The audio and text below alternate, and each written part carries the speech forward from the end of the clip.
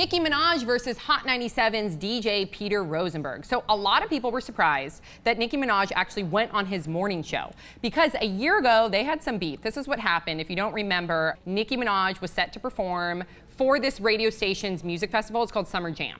Now, before she took the stage, their DJ, Peter Rosenberg, got on stage and completely dissed her, bashed her, made a mockery of her, said that her music is fake, when she was supposed to perform just a couple hours later. So she didn't perform, she left, she was out of there.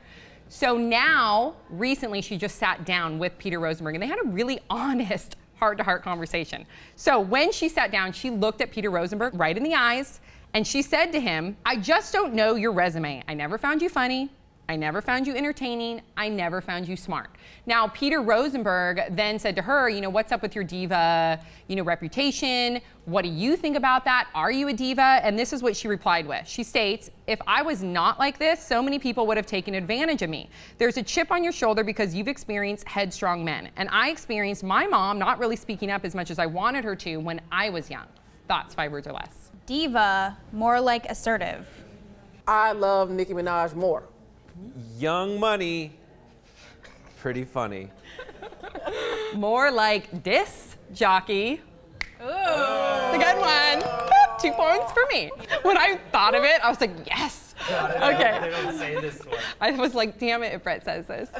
Okay, so first of all, what do you guys think about her actually going on to his morning show and talking to him and having this honest conversation with him in person? I love when people stand up for themselves. I think that's really, really awesome and brave, but at the same time, I really wish she didn't say, "I don't know your resume," because it doesn't matter if you're a celebrity. Like, I just feel like you shouldn't ever think that you're better than someone else because you're more famous. I agree with you, rather than her just saying, listen, I don't find you smart. I don't find you entertaining. Exactly. I find you mean, or whatever that may be. What you said was mean. Were you surprised that she would actually go and talk to him face to face? No, because money changed everything. I'm sure she got paid. I mean, that's why we're talking about it, because it makes a lot of money and a lot of buzz, so. God, I hope this never happens to me.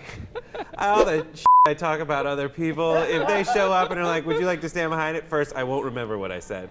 Yeah. Second, I will just crumble. I'll be like, "I'm so sorry, I don't know. I was probably in a bad mood that day." What will you do if you ever have a one-on-one with Shia LaBeouf? Yes. I don't know, and I've thought about it because there was. He will beat your behind. He will beat my ass. I hope he does, because then I file a lawsuit against him. I think he's a good sense of humor. And All I think you do is dodge it because he's got those short arms.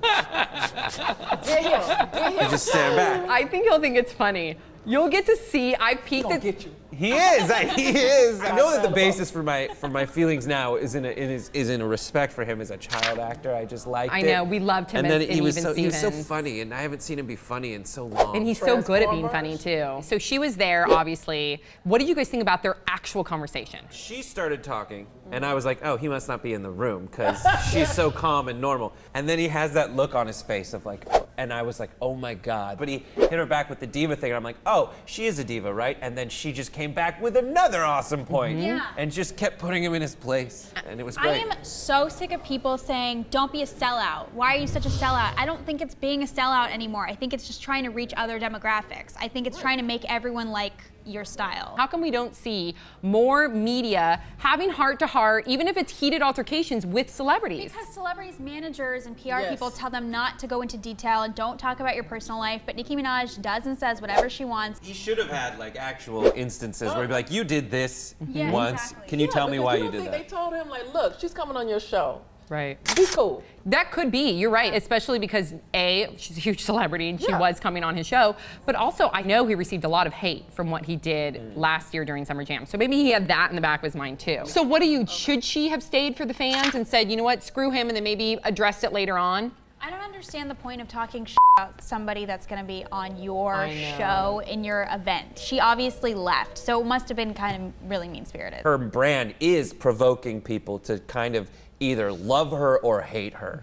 Just be a polarizing figure. And if that polarizing figure shows up and is reasonable, yes, it deflates the haters, but it also takes away the controversy. That's such a good point. With Nicki Minaj, like you said, if you love her or you hate her, at least she's honest and she keeps it real and you know exactly what she's trying to convey, as opposed to a lot of other celebrities where it's all smoke and mirrors. So what do you guys think about Nicki Minaj sitting down with DJ Peter Rosenberg? Let us know your thoughts in the comment section below. Don't forget to subscribe. We'll see you all next time on Pop Trigger.